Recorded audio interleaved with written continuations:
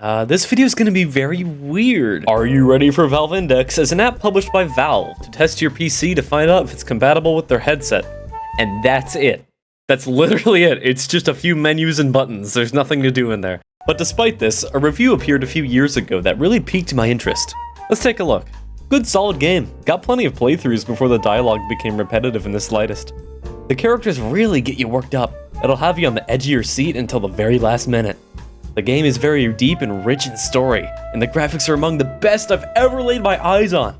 The characters have deep stories that you can really get into. I've never seen a developer put other titles. Did I miss something? Did I not play enough? Was there like a secret that I missed that led to the beginning of the whole game? What backstory and ending? This is now my favorite and most frequently played game. Thank you, Valve. Okay, well, my god, alright. Wait a minute, there's more? Edit. The plot thickened around 350 hours, but now I think I might finally be ready for Valve Index. Now I just have to get my wallet ready. What are you talking about? Edit 2. 1,000 hours went quick. I got so immersed in this game with its intense visuals and deep plot and story, I forgot I was even playing it sometimes. It just felt like real life. Honestly, if there was ever a time to recommend you play this game, it's now. I have over 1,000 hours dedicated to this game, and I still haven't 100% completed it. That just shows how much detail and energy the developers put into this title. It truly is the gem of this century. I have never enjoyed a single game more than this one. What? Edit 3. Several DLC packs have released since I last updated, and they only add more to the lore and deep story offered by this title. Almost 2,000 hours have gone by, and it feels like I just blinked. I haven't even completely finished the base story game. The game itself is amazing, but the support from the developers post-launch is what is truly incredible. However, even after all this time, I'm still not ready. I need more time. Are you okay? Edit 4.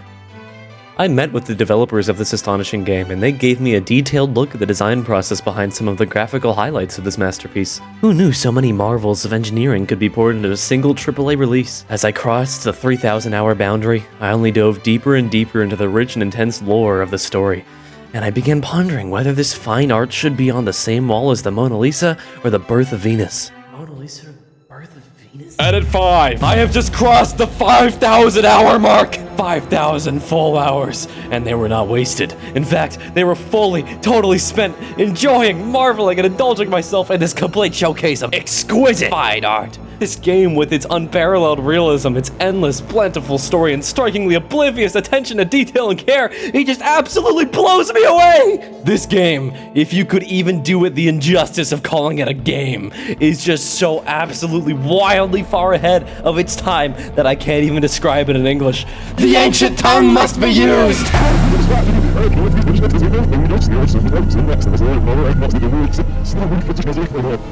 When I finally beat the first boss last week, I was absolutely thrilled to check my new loot and gear before realizing Gabe had released a patch that reset all my progress back to 0.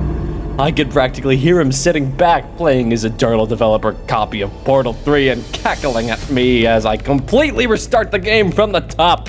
But guess what? That's not gonna stop me. I'm going to do it, and I'm here to document the journey. I will 100% this game if it takes me 10,000 hours. You can't silence me, Gabe. Edit 6.